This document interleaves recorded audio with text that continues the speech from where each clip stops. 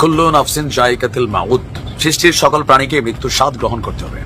জনাব ওবায়দুল কাদের ওরফে ফাটা কেষ্ট ওরফে খেলা হবে, তিনি মারা গেছেন। আওয়ামী লীগের সাধারণ সম্পাদক ওবায়দুল কাদের কলকাতায় মারা গেছেন। তার বড় ধরনের একটা স্ট্রোক হয়েছিল, সেই অসুস্থতাকে কেন্দ্র করে তিনি মারা গেছেন। প্রিয় দর্শক, সেনাপ্রধানের এক বক্তব্যে এখন ফেসে যাচ্ছেন সেনাপ্রধান সহ, বিএনপি সহ, ভারত সহ বিশাল একটি বিষয় এখন মানুষের সামনে পরিষ্কার করে দিচ্ছেন জাতিসংঘ। আর এই সাক্ষাতে ডক্টর মোহাম্মদ ইউনূস নতুন দুটি আপিল করে দিলেন জাতিসংঘের কাছে। ওয়াকার, আপনি একটা প্রজাতন্ত্রের কর্মচারী, দেশের ট্যাক্স পেয়ারদের পয়সায় আপনি বেতন পান। আপনার মতো লোক আঙ্গুল জায়গায় কাক আছে, আপনি আঙ্গুলটা কাকে দেখাচ্ছেন? হাসিনার ছায়া ওয়াকারের উপরে। কারণ ওয়াকারের ঘরে আছে হাসিনার রক্ত, ওয়াকারের ঘরে আছে বেটি যে নারায়ণচন্দ্র পালের বংশধর। সেখানে বসে ওয়াকারকে বলছে এটা করতে হবে, এটা করতে হবে। পেঁচাল যদি পারতে হয়, দেশের এই অরাজকতা নিয়ে পেঁচাল পারেন। এই যে ওনার বাসায় 2,45,00,000 টাকা পাওয়া গেল, এইটা যদি 7 মাস আগে হানা দিত বা এই দুদক যেতে পারতো, যে দুদক এখন সাহস পেয়ে গেছে, এখানে আরো অনেক পাওয়া যেত। ডক্টর ইউনূস সরকারের পক্ষ থেকে সাফ জানিয়ে দেওয়া হয়েছে, নির্বাচন প্রশ্নে নতুনভাবে বিএনপির দাবি মানা সম্ভব নয়। কিন্তু এই হুঁশিয়ারিকে 4 আনার দাম দিল না ডক্টর ইউনূস সরকার। না, সাহস আছে। আজকে যে ঘটনা ঘটাইছে, গতকালকে যে ঘটনা ঘটাইছে, একটার সাথে কানেক্টেড, বাট আমি একটু কনফিউশনে আছি যে পেছন থেকে এই ব্যাকগ্রাউন্ডটা বা সাহসটা জোগানোর কাজটা কারা করে যাচ্ছে। আওয়ামী লীগের চোখ দিয়ে বিএনপি ইদানিং বাংলাদেশকে দেখার চেষ্টা করছে।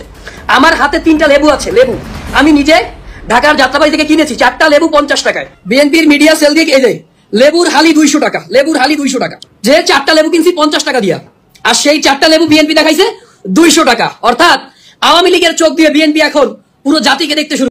দর্শক, সেনা প্রধানের সেই বক্তব্য নিয়ে এবার কঠিন তোলপাড় শুরু হয়ে গিয়েছে বাংলাদেশ ও আন্তর্জাতিক অঙ্গনে। আসলে সেনাপ্রধান কি বুঝাতে চেয়েছেন এবং সাধারণ জনগণ কিংবা রাজনীতিবিদরা কি বুঝেছেন, সে বিষয়ে বিস্তারিত থাকছে আজকের ভিডিওতে। গুরুত্বপূর্ণ খুবই, এই সময় এই রকমের সেনাবাহিনীর একটি বক্তব্য কি ইঙ্গিত দিচ্ছে, বিস্তারিত দেখুন আজকের এই ভিডিওতে।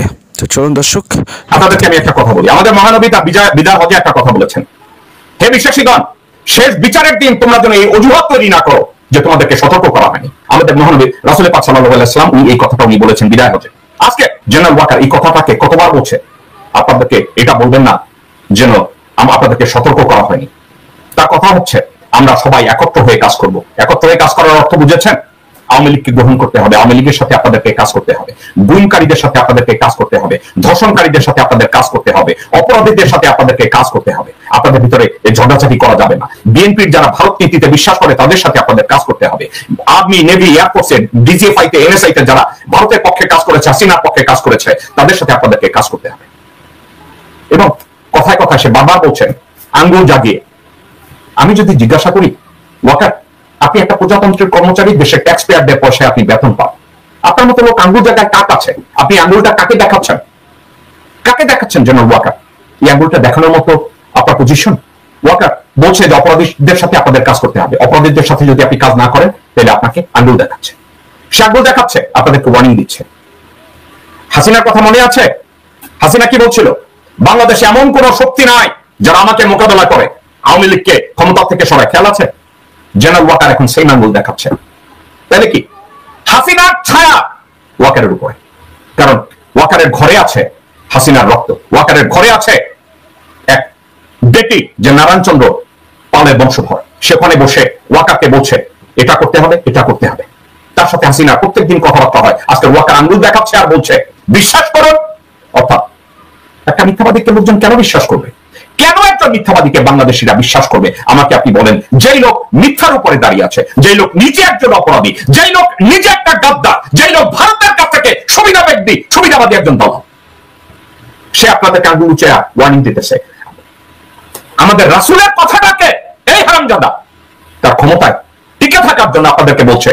বলবেন না আপনাদেরকে হুঁশিয়ার করা হয়নি। জেনারেল ওয়াকার, এই কথাটা আমাদের মহানবীর উক্তি, আমাদের এই কথাটা পবিত্র একটি কথা।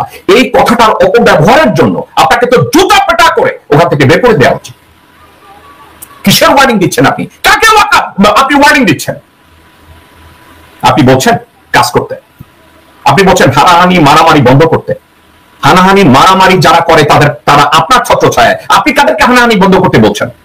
আপনি শেখ পরিবারের কাউকে আপনি গ্রেফতার করেন, আপনি এগুলো কমপ্লিট করেন। 626 জন অপরাধীকে আপনি ছেড়ে দিয়েছেন। জেলের যতগুলো আওয়ামী লীগের লোকজনদেরকে ধরা হয় তাদেরকে বিহাইন্ড দ্য সিন আপনি ছেড়ে দিচ্ছেন। চাচ্ছেন না পয়সা নিয়ে বা পয়সা ছাড়া হাসিনাকে ব্যাক করানোর জন্য? আপনি তো এখন আপনার আসল চেহারায় ব্যাক করছেন। এতদিন মিন মিন মিন মিন করেছেন, এখন দেখা হয়ে গেছে রাওয়ায় গিয়ে ওই আব্দুল হকের পাশে দাঁড়িয়ে, ওই ভাওনার পাশে দাঁড়িয়ে আপনি 19,000 লোককে গ্রেফতার করলেন প্রায় ইয়ের পরে, গণহত্যার পরে। সবাইকে ছেড়ে দিলেন কেন? এখন তো 500 মতো লোক আছে ভিতরে, 530-35 জনের কথা শুনেছি। মানুষগুলো নিরাপরাধ ছিল। তার মধ্যে যোগ হয়েছে প্রজাতন্ত্রের একজন কর্মচারী, সেনা কর্মপ্রধান। উনি বললেন যে এটা ফয়সালা হয়ে গেছে, বিচারাধীন বিষয়ে কমিশন তদন্ত করছে। এরকম বিষয়ে অন্তর্বর্তীকালীন সরকারের প্রধান উপদেষ্টার কোনো কথা বলার এখতিয়ার নাই। বিচারাধীন কোনো বিষয়ে আপনারা কেউ কথা বলতে পারেন না।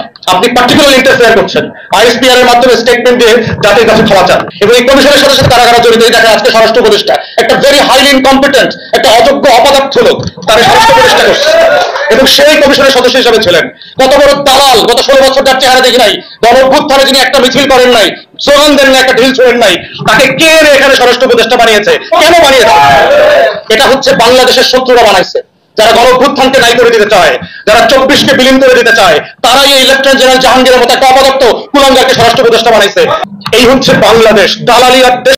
দর্শক, এতক্ষণ পর্যন্ত আপনারা শুনলেন একজন প্রবাসী ইউটিউবার যিনি বাংলাদেশের বিভিন্ন ইস্যুতে কথা বলে থাকেন। তার বক্তব্য তো আপনাদের মতামত জানাবেন কমেন্টস বক্সে। এবার আপনাদেরকে ওবায়দুল কাদেরের মৃত্যু সত্যি নাকি ভুয়া সে বিষয়ে সৃষ্টির সকল প্রাণীকে মৃত্যুর স্বাদ গ্রহণ করতে হবে, মানুষ মাত্রই মরণশীল।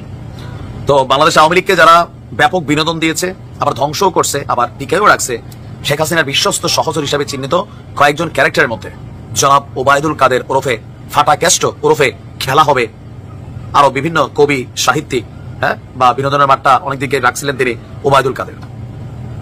তিনি মারা গেছেন গতকালকে থেকে ফেসবুকে আমরা বেশ কয়েকটা পত্রিকায়, তারপর হচ্ছে কিউ কার্ড আকারে আমরা খবরটা দেখছি যে কলকাতায় আওয়ামী লীগের সাধারণ সম্পাদক ওবায়দুল কাদের কলকাতায় মারা গেছেন এমন ইলেকট্রনিক গণমাধ্যমের ফটোকার্ড সামাজিক যোগাযোগ মাধ্যমে ছড়িয়ে পড়েছে। তবে আসলে কি তিনি মারা গেছেন নাকি তিনি জীবিত আছেন?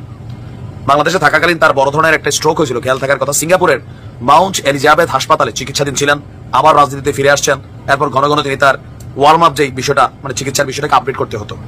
তো সেই অসুস্থতাকে কেন্দ্র করে তিনি মারা গেছেন বলে যে দাবিটা করা হচ্ছে, আসলে এটা কতটুকু সত্য বা মিথ্যা? আসুন দেখি গণমাধ্যম কি বলছে।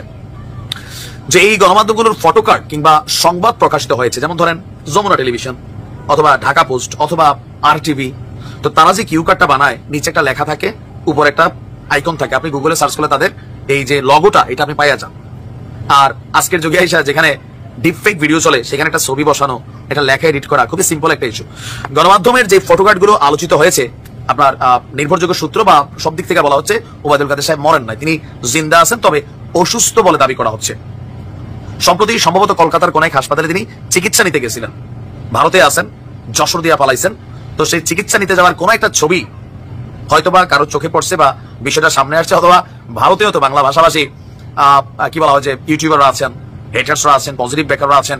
তো তারা এক ধরনের নিউজ হয়তো ওইখান থেকে আসছে, আর এতেই ভাইরাল হয়ে গেছে যে ওবায়দুল কাদের মারা গেছেন। আর পাবলিকও বিশ্বাস করার মেইন কারণ, প্রতিদিন গণমাধ্যমে তাদের চেহারা দেখতে দেখতে দেখতে দেখতে এই যে হঠাৎ করে নাই একটা মানুষ রাতারাতি, মানে নাই মানে নাই, এমন ভাবে নাই সে যে ছিল এইটারই অস্তিত্ব নাই। কোরআনের একটা আয়াত যে কিছু জাতি বা কিছু মানুষকে বা কিছু কমকে এমন ভাবে তিনি বিলুপ্ত করে দেন, এরা যে ছিল এইটাই মানুষের মনে থাকে না, স্মৃতি খুঁজতে হয়।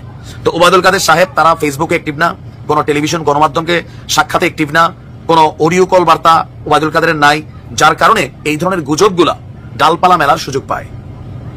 অসুস্থ এটা সত্য, হাসপাতালে গেছিল সম্ভবত, বাট মারা যায় না। আর যে ছবিগুলা ওই যে যখন স্ট্রোক করে সিঙ্গাপুর গেছিল, ওইখানে হাসপাতালের আমাদের ইউটিউবার বা ফেসবুক কন্টেন্ট ক্রিয়েটাররা মাশাআল্লাহ অনেক শিখে গেছে, কার হাত কার গলা কার ঠ্যাং একসাথে জোড়া দেওয়া যায়। আমার একটা লাগাইছিল নিয়া, তো এরকম মাশাআল্লাহ অনেক ভালো ভালো জাহেলা